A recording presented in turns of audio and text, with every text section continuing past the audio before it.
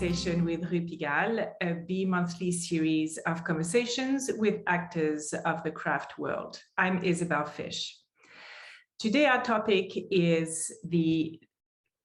Dan Klein and Alan J. Poole collection of glass objects, which was generously donated by the collectors to the National Museum Scotland in 2009.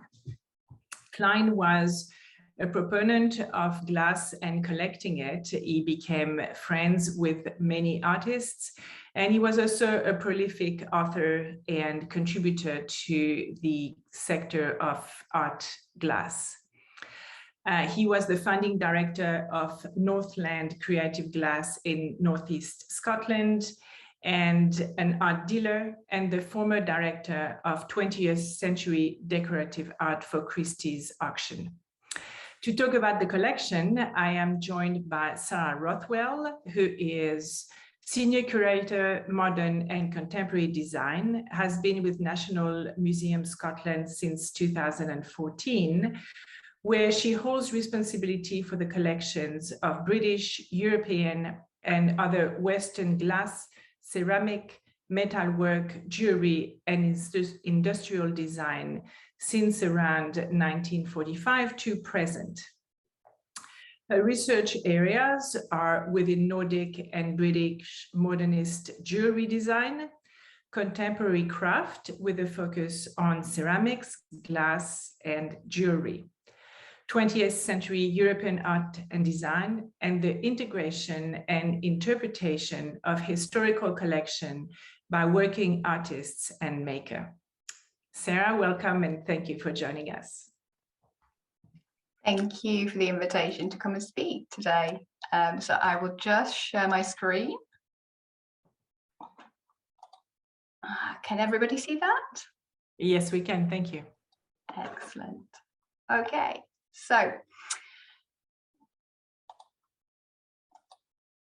in 2009, National Museum Scotland was generously donated over 300 pieces of art and studio glass by the passionate collector, supporter, and promoter of contemporary glass, Dan Klein, which he had amassed both separately and alongside his partner, Alan J. Poole. Klein notably championed the work of artists from Britain and Ireland for over 30 years, becoming lifelong friends with many, and is recognised for helping bring international recognition to British studio and art glass. So it's my great honour to talk to you tonight about Klein, his work in promoting glass as an art form, the creation of his collection and its significance.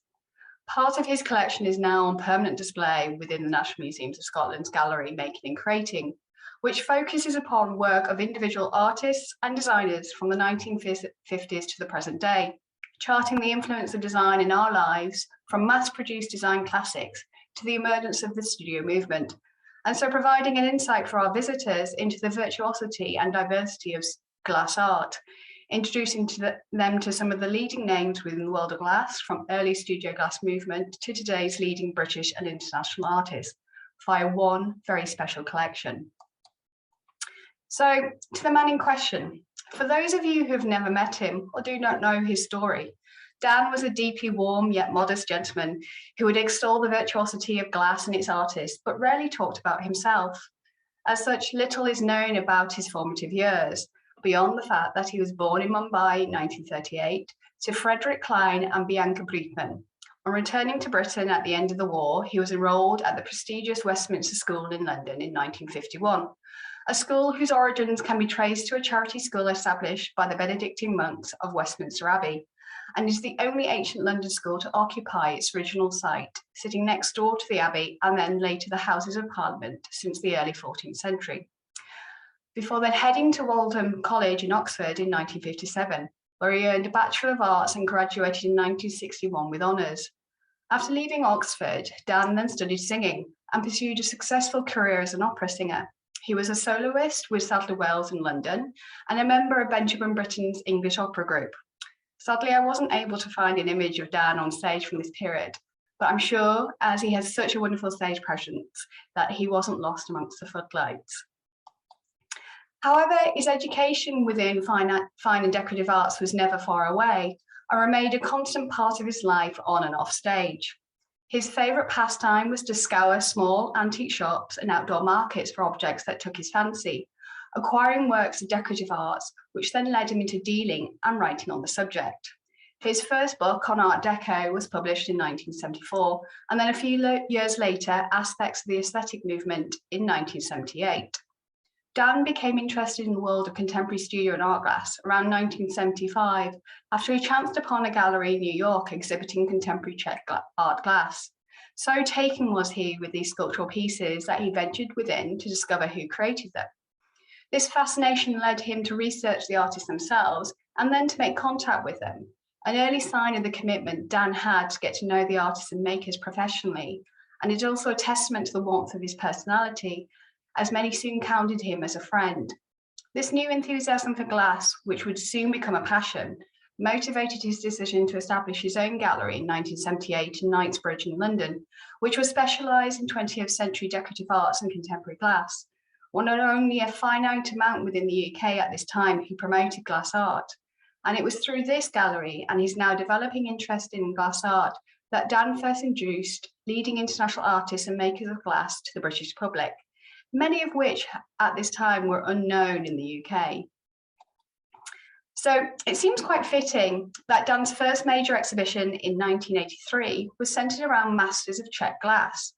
Produced in conjunction with Art Centurium, the Czechoslovakian Centre for Fine Arts in Prague, its seal of approval was stamped when Elena Adlerová, art historian, curator, and one of the most important advocates for Czech applied art and design on the international scene, agreed to jointly write the catalogue. This exhibition notably showcased artists such as Stanislav Lebensky, Yosava Brichtova, Hiri Harakuba, and Ton Drobnek, and featured both production pieces as well as sculptural artworks. Within the modest publication for the exhibition, Dan extolled the virtues of Czech glass, stating that it is remarkable for its originality and quite unlike other European glass at this time. Its freedom of expression has been directly responsible for the great international studio glass movement. Going on to state that the Czech glass artists and makers of the 1940s, 50s, and 60s were among the best in the world. At the time, this exhibition was seen as a unique event in Britain and was instrumental in bringing some of the earliest examples of Czech glass from this period to the UK. So it was thanks to Dan's advocacy through his writing and curating that Czech glass started to become known and widely recognised and appreciated here in the UK, soon attracting the interest of collectors and museum curators alike. The medium of glass in... Yes? Sorry to interrupt. Can we maybe give a quick definition of production versus studio versus sculptural glass? Just that I think these are important definitions that not everybody might grasp. Okay, so production glass is mass-produced glass, so the things that you associate with the home. So your glasses, your wine glasses, your drinking glasses, potentially plates as well, and other kind of crockery kind of pieces. So, and vases, so these are kind of things that kind of assumed with the home. Art glass was the kind of first iterations of kind of much more expressive media use of the medium beyond a functionality. So actually creating much more art sculptural pieces. So studio glass was that first movement. And then we see art glass coming in that was beyond kind of functional form, but actually was creating conceptual narratives as well. And production glass, is it, okay, it's linked to the home, but is it also linked to the way it is made? So would baccarat glass be production, or where does it fall, because it's made? Yeah, production glass is mass produced, so it's not unique, it's not one-off. So studio and art glass tends to be one-off unique pieces of works, whereas production is a mass produced entity. These are normally kind of produced either by batch blowing or with molds, or kind of actually more industrial processes where they're kind of creating elements without even a glass blower, but actually kind of industrialized melting pots as well. Okay, thank you. You're welcome. So the medium of glass in the former state of Czechoslovakia during the mid-20th century was not as controlled as other areas of art by then. excuse me, I'll start again. The medium of glass in the former state of Czechoslovakia during the mid-20th century was not as controlled as other areas of art by the then Soviet political regime, primarily due to the fact that those in power did not see glass as an artistic medium, so not something that could be subverted by artists or designers to discuss or express political topics or opinions against the state. So naturally, artists who were being repressed and controlled went towards an avenue that allowed them to express themselves as they so wished.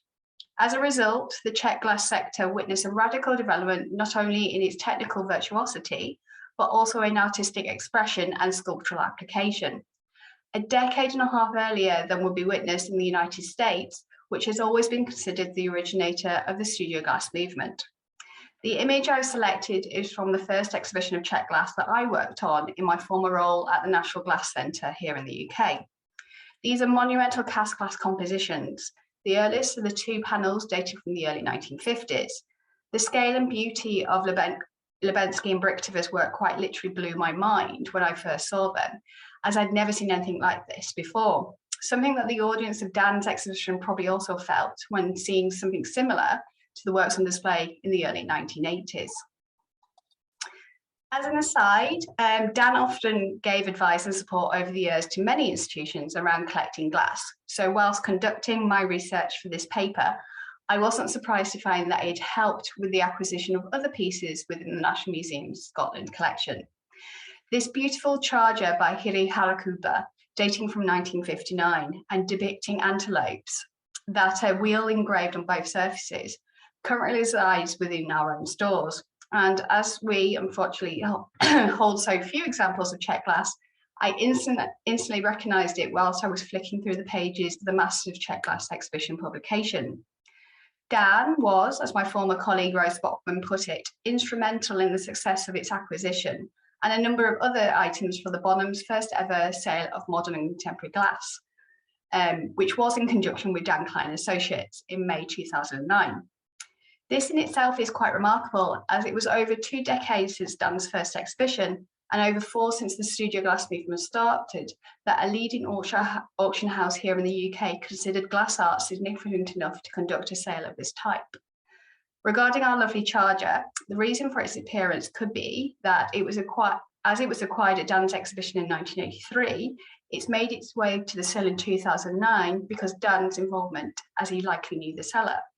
However, it does show that even though Dan was very ill by this stage in 2009, he was also willing and eager to help promote the collection of contemporary glass by individuals and museums alike.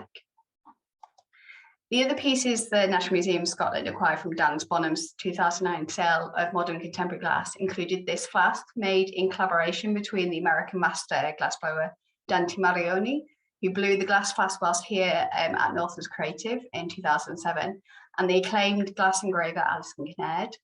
the rather racy winged goblet by the Venetian master lampworker Luca Bubacco. For those of you who aren't aware of Bubacco, he was born in Milano in 1957, and after receiving his artisan license when he was just 15 years old,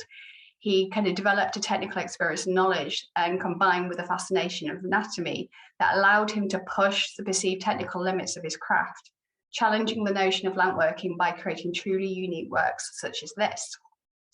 And these rather sweet engraved wine glasses that depict a leaping salmon and on the other a perch, by the German-born engraver Peter Drosser, who came to Britain after placing an advertisement in an international glass magazine and worked for several years for the British manufacturer Thomas Good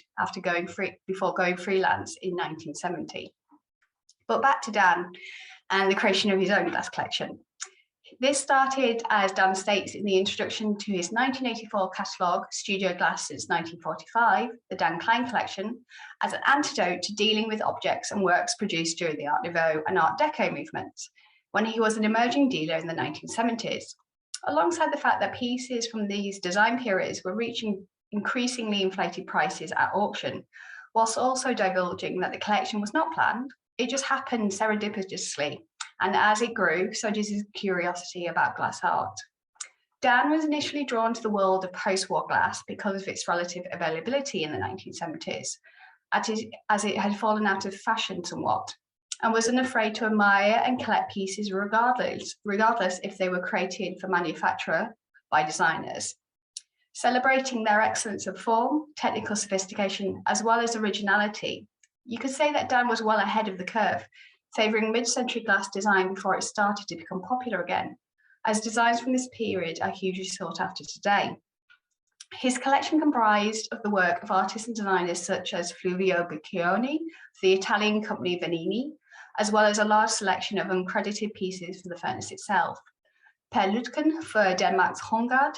Timo Sarpanova and Tapio Verkla for the Finnish Italia,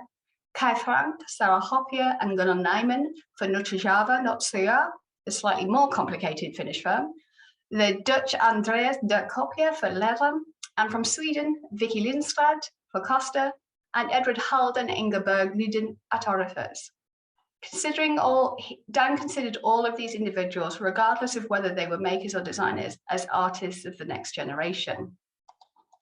Dan himself reflects that in these early days of collecting, he was more drawn to the clean lines and almost minimalist glass art of these individuals than the, as he put it, messy, free-blowing forms that he observed emerging from the art schools and small studios of the late 1960s, feeling that their apparent freedom and shapelessness was too modern to grasp. Interestingly, maybe gauging the interest that his 1983 Czech glass exhibition created, he chose to exhibit his collection first at Brighton Museum, before then travelling north to St Helens to be shown at the Pilkington's Glass Museum, and then quite cleverly to sell, as the introduction for the Sotheby's sales catalogue states, part of this pioneer collection in the November of the same year, reflecting not only Dan's desire to champion the artistic development of glass and educate the British public on the subject, but also to hopefully galvanise sales within this area, helping to create a viable market for those working within the field. 1984 was also the year when his and Ward Lloyd's History of Glass was published, and importantly where Dan argues in the last chapter for post-war and studio glass's place within the history of decorative arts. He also kind of cemented this by selecting the same two vessels created by the Danish modernist designer Per Lutken for both book covers.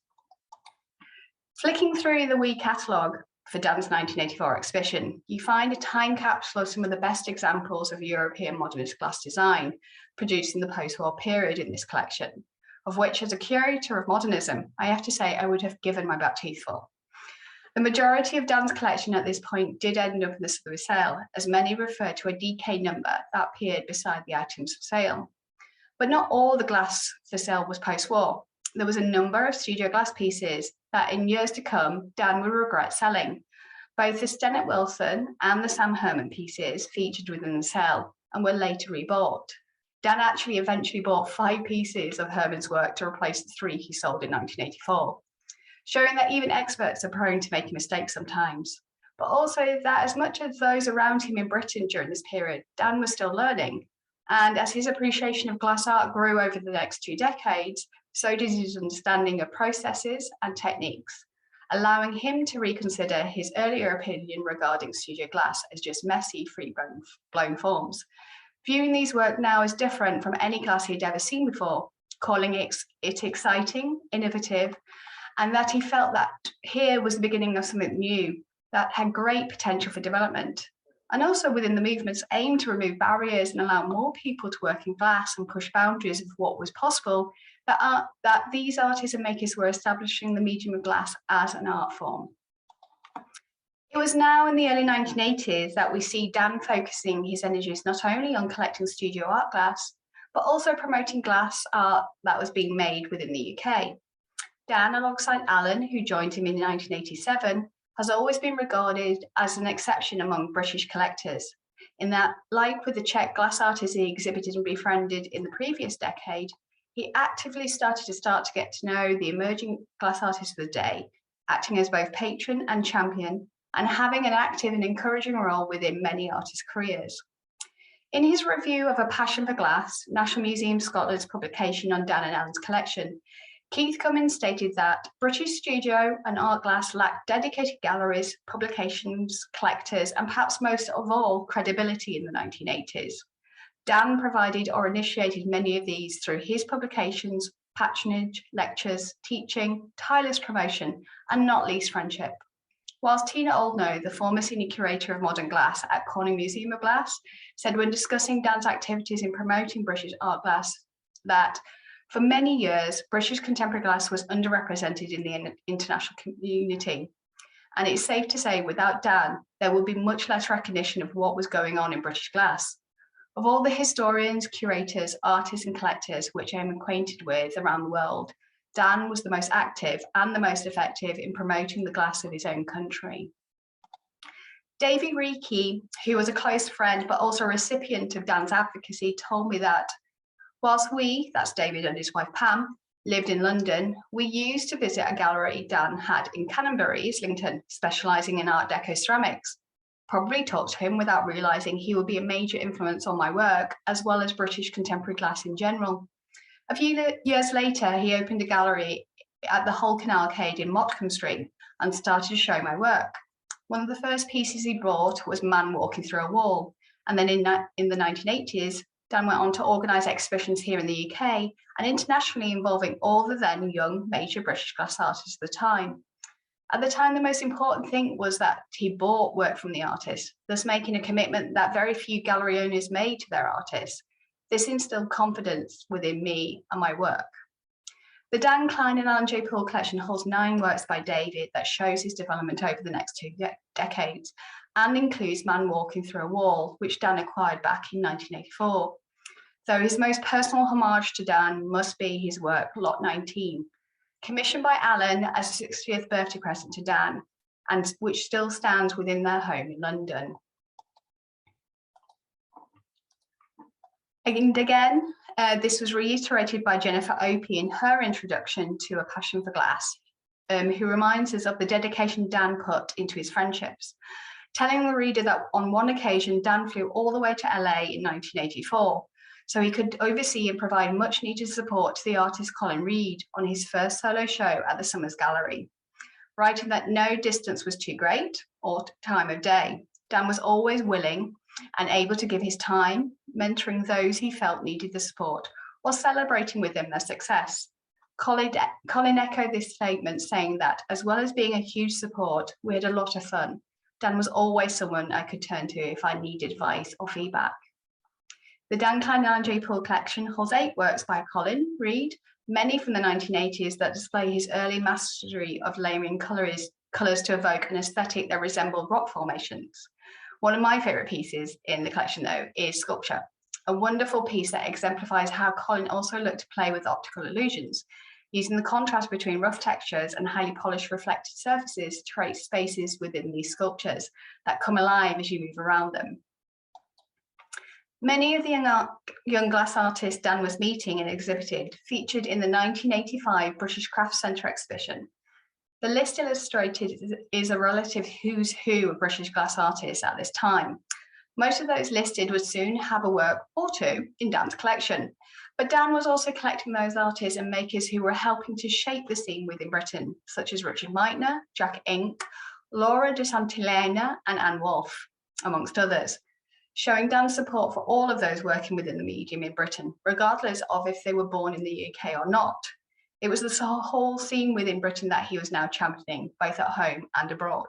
So as a result of Dan's tireless advocacy, many of those mentioned in the list above, as David correspondent also attests to, went on to have work acquired by public and private collections thanks to Dan, including the V&A Museum in London, Corning Museum of Glass in New York State, and other leading institutions, including my own. Notably, Dan also assisted the V&A with an introduction to Sir Alistair Pilkington in 1993, who went on to create a fund that was solely dedicated to acquiring works of contemporary British glass for the museum's upcoming new gallery dedicated to the medium. Through his activities as an auctioneer at Christie's and later Phillips, Dan also encouraged the sale of historic and contemporary glass. In 1984, shortly after the sale of his seminal collection of post-war glass, Dan was invited to join Christie's in London as director in charge of 20th century decorative arts and was given responsibility for sales in Monaco, Amsterdam and Geneva. During this period, Dan would go on to organise auctions that would set record prices for works by Lalique and Gallet, records which remain unbroken to this day, showing the esteem he was held in internationally as an authority within decorative arts and contemporary craft and design. But also I would just like to highlight this gallery is not the one that's sold for the record price by Dan, it's just the one we hold in the collection. He also sat on numerous boards and panels over the years, serving as an external examiner to the Glass and Ceramics Department at the Royal College of Art here in London, a board member of the Pilchuck Glass School in the US. For several years, he was one of a panel of 5 jurors who advised on new designs for Rosenthal in Germany, as well as being a juror for the Bombay Sapphire Glass Prize, Coburg Glass Prize, Gerard Prize for Glass, Corning's New Glass Review, and the Elberfort Young Glass Prize in Denmark, and was also a member of the Cohesion Glassmakers Network, Contemporary Applied Arts, Contemporary Glass Society, where he was an honorary lifetime member, Guild of Glass Engravers as a patron, Society of Glass Society also as a patron, the Glass Association, the Glass Circle, and GAS. As a writer of numerous publications and articles in British, European, American, and Australasian magazines, he educated us all to the world of glass and its artists, with notably his 2001 publication, 20th Century Masters in Glass, being one of the first global surveys of the art of contemporary glass. Galia Ramsell, writing to me in 2013 on her memories of Dan, said, "I will be forever grateful for the writing he did about my work in several catalogues and articles. His words captured my thoughts and ideas with so much accuracy and will serve as a memory of a special period in my life." And then as curator, Dan would provide a platform for contemporary studio and art glass to be recognised alongside other visual arts and crafts, co-curating the highly acclaimed Venezia Aperto Vetro for the International Biennale in 1996, alongside Tilla Doragatto, Rosa Barbera Mantassi and Ellen, as well as its successor in 1998. Then for leading London gallery Daniel Katz, he curated the 21st Century British Glass in 2005, followed by 4 decades of glass graduates from the Royal College of Art in 2007, with Adrian Sassoon that was featured in Collect that year at the V&A. Eternal Temptation, featuring the aforementioned master lamp worker Luca Bubacco for Sofa Chicago in 2008, as well as the now seminal auction of modern and contemporary glass at Bonhams, London in 2009. To be honest, just reading that list and saying it out loud makes me feel exhausted, so I just don't think Dan needed sleep. His passion for contemporary glass and the work and activities he undertook in the glass community, both at home and abroad, led Dan to become acutely aware that patronage in the UK fell a long way short in comparison to the US, Australia, and mainland Europe. So with this in mind, he established Dan Klein Associates to allow him to continue spreading the word about contemporary glass, but with a strategic focus on supporting and promoting British and Irish glass artists internationally. The choice of name also recognised his partnership with Alan, who by this stage in the early 1990s was the administrative backbone to Dan's career and had in his own right also become a collector and patron himself. This mission to help develop the UK's reputation as a creative hub for the artistic application of glass and promote the work of artists and makers based here and foster further advocacy was also instrumental in the founding of Northland's Creative Glass in the far north of Scotland in 1995. The inspiration for Northland's Creative came from the late Sir Robert McLennan, who was at this time Member of Parliament for Caithness and Sutherland, Dan, and the artist and educator Keith Cummings. Their idea was to develop an international centre for glass in Caithness to not only stimulate the growing interest in the possibilities of glass as an art form, but also to create an intimate gathering for the glass community to come together to showcase the work of emerging and innovative practice in the field of glass and discuss freely its history and development. Their shared vision, as Sir Robert's daughter put it in her dedication to her late father in 2020, was of a haven for artists to work without constraints of time or money, inspired by the Caithness landscape, history and community, and by the community of international artists working alongside each other in the studio. Initially starting out in a small byre in the fishing village of Leicester, with basic equipment and one furnace, the centre drew interest and excitement from all of those across the UK, but also from beyond, due in part to Dan's tireless energy in promoting this new venture, and also his extensive contacts, attracting none other than the legendary Swedish artist Bertil Wallin to give the inaugural masterclass in the summer of 1996. So I'm pretty sure that is Bertil stood there with his back to the camera, as I don't think I've ever seen him without a hat on his head. The organisation grew quickly, with the assistance of Alan, their friends Ian and Bunty Gunn, and the glass engraver Dennis Mann, alongside the generosity of Lady Pilkington and further substantial funding from various funding bodies. They acquired the old school house, which allowed them to create for its time a state-of-the-art studio, which opened in 2004. Soon Northlands became internationally recognised as a centre of excellence, and is a testament to Dan's generosity and open character and the relationships he had developed over the years that saw a staggering array of leading names in contemporary glass from the USA, Australia, Asia and Europe visiting this remote part of Scotland over the years to teach and speak at the summer masterclasses and forum, such as Tessa Clegg, Mika Groot, Marianne Bus, Richard Marquis, Emma Woffenden, Václav Siegler, and many, many more. But also artists and sculptors such as Tony Cragg, Richard Deacon, David Nash, Richard Wentworth, and Magdalena Dundo. So you're probably wondering why establish such a centre in the far north of Scotland, miles away from anywhere. Well, for one reason, Caithness has a history of creating centres of innovative glassmaking. In 1961, Donald O'Brien, alongside Robin Sinclair, founded Caithness Glass in Wick, which is just up the road from Leicester, bringing much needed employment to an economically deprived area. By 1965, Caithness Glass had 36 glass blowers in a 76-strong workforce and produced a range of over 300 pieces that were clearly influenced by the Scandinavian design movement. O'Brien was inspired by the colours of the Scottish landscape and, using his skills in colour development, learned at Orifers in Sweden, created a palette of, as he put it, warm peachy tones, purple heather, golden sunsets, and the grey blues of the lochs. Unfortunately, the venture didn't last, as after a falling out, O'Brien took his skills and left for America, with the factory slowly reducing production. However, the company still does exist and now specialises in the creation of paperweights. But most importantly, this area of Scotland has entranced many over the years,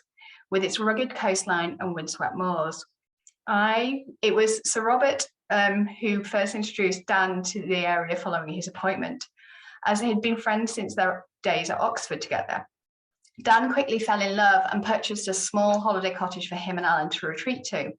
And it was whilst they spent more time in the north that they came to realise that here, with a combination of landscape and remoteness, a glass artist colony in the traditional sense could be established that would foster creative enterprise and create a platform in which British art glass and its practitioners could be included in the international scene. Over the years, Dan enticed many to visit and see the unique opportunities that this part of Scotland offered the glass community. The importance of this is echoed in the experience of Bullseye Projects Director Lani McGregor, who told me when seeing Dan a few weeks after 9/11 in Chicago, she asked him, "Where do you go in a world gone mad?" And he simply said, "Come north," and described Caithness to her in Northlands. She duly came, fell in love, became a trustee of Northlands, and it even ended up with her husband, Dan Grover, the owner of Bullseye Glass Company in Portland, Oregon, buying a home there a few years after their first trip. Thus, due to Dan's advocacy, she became part of a creative community in celebrating glass in the north of Scotland and facilitated further opportunities when she and Dan S. developed their own buyer into a residency and exhibition venue, allowing artists to similarly come and respond to this space, the history of the land and the environment, and also celebrating British artists and makers internationally. Currently hosting its third exhibition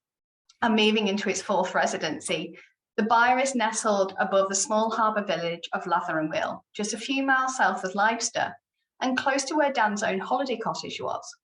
Wanting to honour Dan's friendship and the memory of the man who brought them to Scotland and who did so much for glass art, Lani and Dan S. are now generously donating a work from each iteration of the exhibition to National Museum Scotland.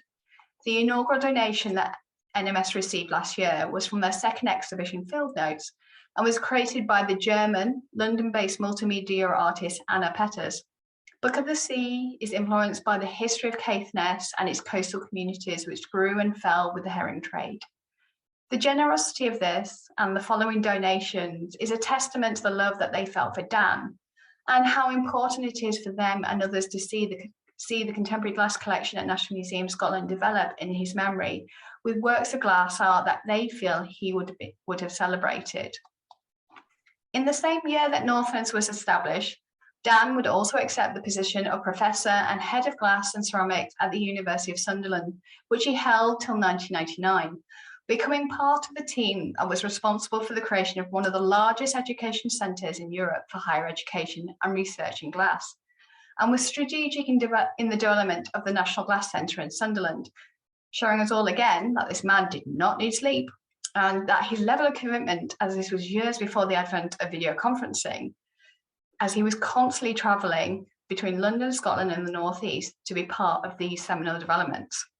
And it was at the National Glass Centre that I first met Dan in 2006, when I took up the position of curatorial assistant.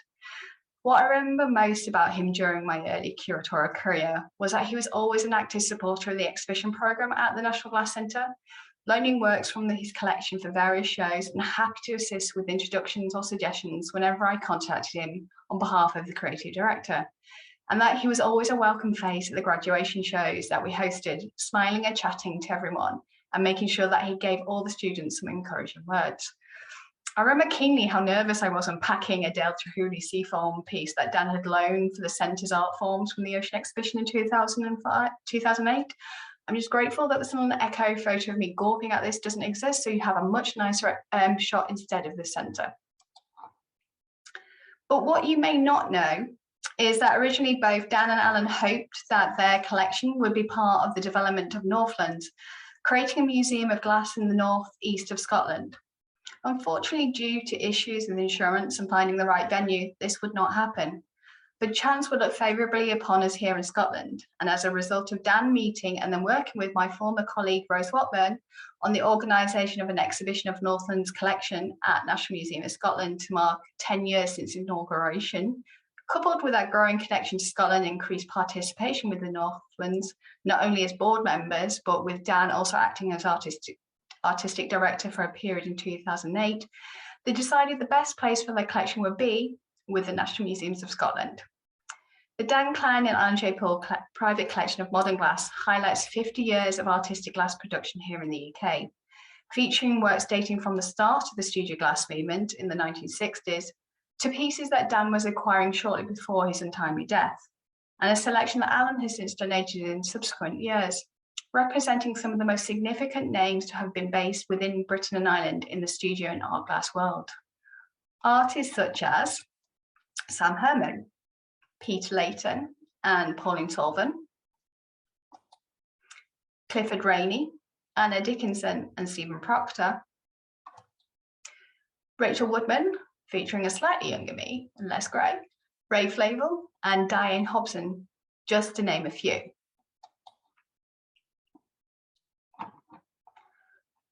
Dan, alongside Alan, acquired pieces at exhibitions, graduate shows, and directly from the artists themselves, and is a testament to both their passion and the commitment to glass as an art form. Many of the artists featured within the collection are now internationally celebrated and have been collected by a number of major international museums. But it's also important to realise that the decision to purchase these artists some 3 or 4 decades ago was often a leap of faith, and it was Dan's own personal enthusiasm and judgment regarding the artwork and the artist in question that he employed when acquiring the work, treating everyone the same, whether they were a student or an established artist, acquiring work because he felt drawn to it, either because of a personal story or the technical virtuosity it displayed, over their position within the sector or the popularity and commercial interest in the art market. For instance, Brett Manley very kindly agreed that I could share with you how shortly after the loss of her partner Max, she had a near-death experience trying to retrieve a huge white feather lying in the road.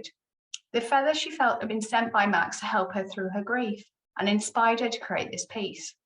And when she came to tell Dan and Alan the story of the feather and how she was making a piece to memorialise Max, Dan was so moved by her account that he acquired it for the collection straight away. This act of generosity and empathy meant so much to Brett, telling me that when Dan said they must have the piece, it lifted her, and that it was an amazing feeling having such discerning people adding my work to their fabulous collection. Dan would often acquire pieces spontaneously when something caught his eye, On another occasion, when, during a visit to the National Glass Centre, while showing Dan his new experiments in printing on glass, Kevin Petrie recalls that Dan suddenly turned round to him and asked how much his Wearmouth Bridge piece was, and on receiving the answer, immediately took out the cash out of his wallet and paid him. The fact, as Keith Cummings points out in his review of the collection, that this judgment to acquire work sometimes before an artist was established has often been vindicated through their appearance within international exhibitions and collections, not only highlighting Dan's own ability to see talent, but also the important role that played by Dan, as well as Alan, as collectors and advocates for British glass. His collection and the important names represented within it reflects the work he put into shaping the recognition and the evaluation of glass as an art form created in Britain throughout the world. Within the collection, there are also features multiple pieces from one or two artists that Dan and Alan held in high regard, providing a valuable research asset for curators and students alike, as they chart individuals' development from their early practice and experimental pieces to maturity and the work they have now become revered for, but also the spectrum of processes and approaches to glass within Britain and how it's possible to follow the development of, for instance, kiln casting and its importance as a method of artistic expression here in the UK within the late 20th century. This is possibly best exemplified by the collection of pieces by Britain's leading artist within this field, Keith Cummings. The collection holds 20 pieces by Keith, many of which are from the 1980s when Keith was teaching at Stourbridge and had just published his seminal work, The Technique of Glass Forming, which quickly became the go-to text for a new generation of glass sculptors, highlighting his highly inventive sculptural practice and cross-material explorations that would go on to influence so many. Keith was also a close friend of Dan's and still is to Alan, telling me that they were patrons in the best sense, functioning as champions of an emerging group of artists. During the period in which these pieces were made, I was experimenting with a variety of techniques and approaches to glass in combination with other materials. Dan was happy to support me in this and acquire them regardless if the outcome wasn't wholly successful. This support was crucial in my development. Like many of my generation, I owe so much to Dan and Alan. But also in the 11 works by his celebrated student Tessa Clegg, who studied under Keith at Stourbridge in the early 1980s, and was also the first artistic and technical director of Northlands between 1996 and 1998. Dan described her approach to casting as delivering a form that is balanced and harmonious with perfect curves, straight lines and grooves, and the angularity and clear colour separation of constructivist art. Tessa has become renowned for her elegant cast glass objects that explored interior volumes and vessel forms, which is clearly seen in the series of works that Dan acquired from her Jerwood Prize-winning year of production in 1998, the year that saw all 8 entries shortlisted for the Jerwood Prize for Applied Arts being cast glass artists.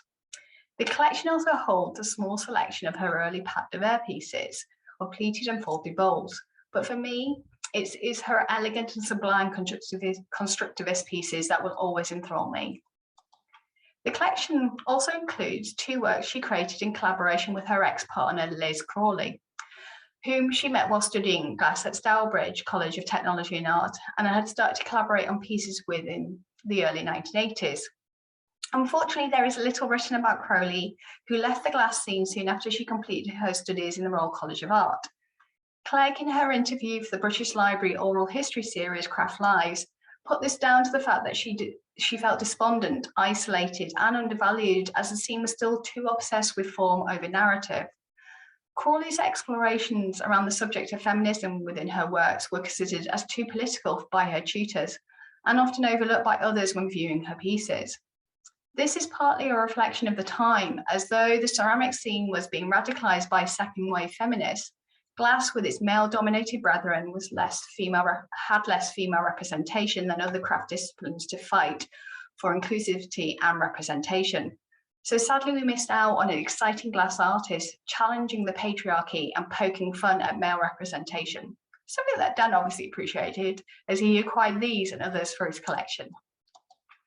There are also a few pieces, though many were retained by Alan, when the collection was formally handed over to the museum following Dan's death, which were given as gifts, highlighting how much these artists not only came to respect, but loved these 2 great men. One of these gifts that makes me smile each time I see it is in the stores is a wee doorstop made by Annette Meach that is engraved on the base with the words Dan Klein's doorstop. And within the files from the donation, amongst the receipts and invoices, you find handwritten notes of affection from the artists they supported and collected. This is one of my favourite notes within the file from Ronald Pennell. For those of you who do not know Ronald's work, his dog Bruno was a recurring motif in his wonderful, often whimsical engravings. So I just love the fact that within this note, to accompany the delivery of 2 acquisitions, including the featured at the top of the tree, Bruno explaining that the person at the top of the tree that he's trying to reach is Dan, of course. I also love the fact he's holding a wee version of the piece in his paw. Though I still haven't gotten to the bottom of the giant crow in the engraving, Dan does look very happy enjoying his drink amongst the branches.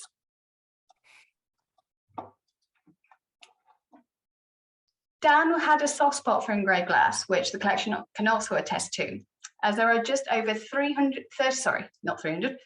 works that celebrated this process, from traditional displays of stipple and wheel engraving to expressive mark-making works.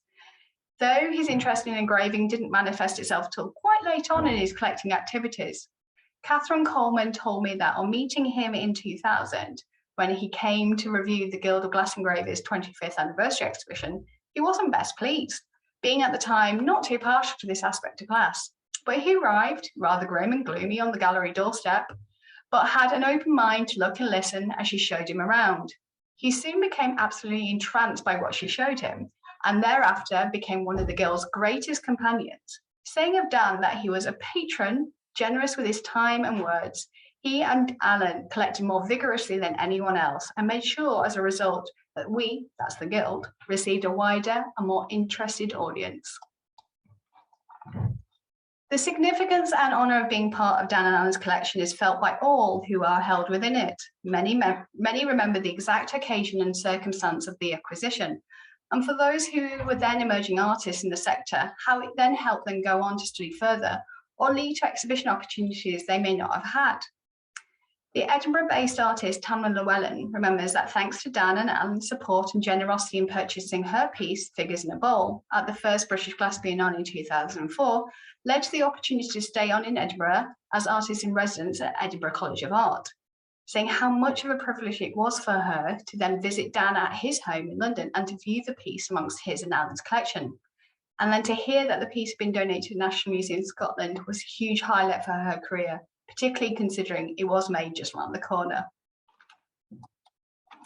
Another artist who shared her memories of the significance of being acquired by Dan was Charlotte Hughes Martin. Her work, Venetian Blinds, which I just love and wish I could have had a pair for myself, has a special place in her heart because when she sold the work to Dan, she was at that time quite poor. So the money that she received from its acquisition allowed her to purchase a plane ticket to America, so she could take up her place to study for a Master's in Fine Art at Ohio State University in Columbus in the autumn of 2004 and continue her education in glass, something which she's still very grateful to them for and what Dan was so pleased to help with. Whilst Dominic Fonday vividly remembers taking part in the first New London Glass exhibition in 1998 and how on arriving at the venue, being dragged through the door by his collar with somebody yelling, "Dan Klein just bought your piece,"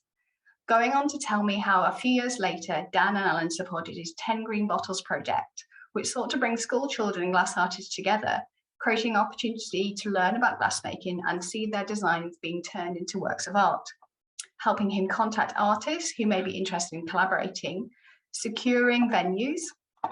securing venues for an exhibition of the 10 bottles, and even supplied a small amount of funding that allowed him to hire a van and transport the work from venue to venue.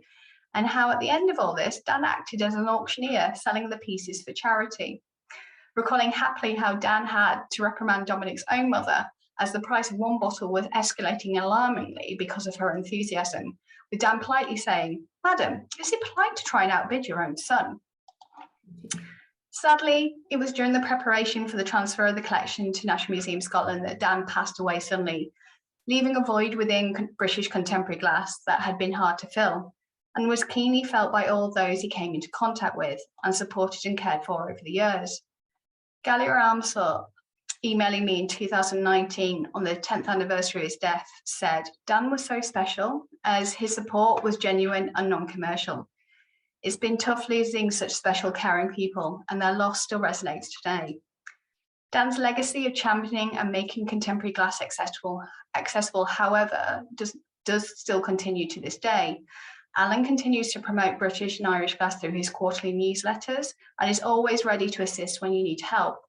And within the organisations he was involved with shaping, the University of Sunderland's Glass and Ceramics Department is now based within the National Glass Centre in Sunderland, which celebrated their 21st anniversary in 2019, to Northlands Creative, which continues to be a creative hub to inspire, develop, support and showcase the best in contemporary glass from across the globe. Building on Dan's legacy by giving a voice to glass art was also the primary driver behind the vigorous research and development I undertook in April 2017, alongside Bryony Windsor from the National Centre for Craft and Design and funded by the Art Fund, to develop our knowledge and understanding of the glass sector by conducting a series of peer reviews and artist studio visits to ascertain the state of artistic glass production within Britain today, and was conducted in relation to a collaborative exhibition NMS and NCCD were developing. The exhibition was to be the first significant survey of artists in glass to be held within each institution and proposed to demonstrate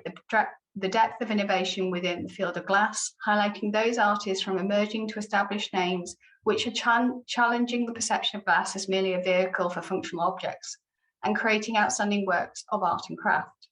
The resulting exhibition, which opened at NMS in 2018 before moving on to NCCD later in the year with new works, features artists Greet Bayart and Paul Miller, Heike Bracklow, Anna Dickinson, Erin Dixon, Matt Duran, Leanne Haff, Pinky McClure, Jeffrey Mann, Gail Matthias, Helen Mora, Harry Morgan, Jeffrey Sarmiento, Colin Sutherland, Richard Wheater and Emma Wufferden.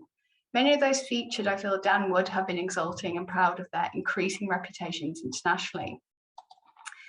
In addition, just prior to the pandemic, I had established with my former colleague, Stefka Baragotha, especially in glass conservation, the Dan Klein Conservation Project.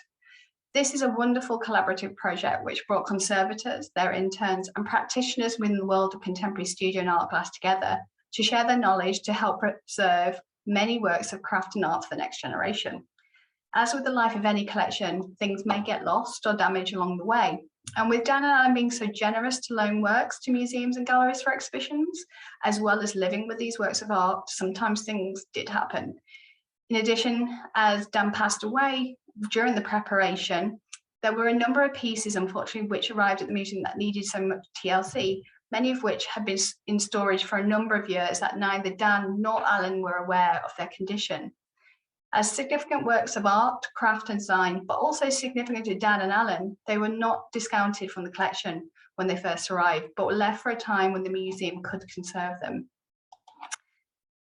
In a similar manner to what Dan looked to achieve by creating connections, the Conservation Project wanted to build on his legacy by providing an opportunity for the students to interact with living artists, opening up another dimension of experience that they had not previously had the opportunity to discover or to consider the benefit of this shared knowledge exchange. And in turn, for the artists themselves, seeing their works conserved for the future and understanding the skill it took by the team to do this moved many of them beyond words. For instance, in regard to former Assistant Conservator Margot Murray's expertise in reconstructing the seemingly impossible branch, Richard Meitner said that he was astounded to see how successfully she had managed to complete it, with his overriding feeling on seeing it of admiration for the care, attention and creativity she harnessed to complete the job,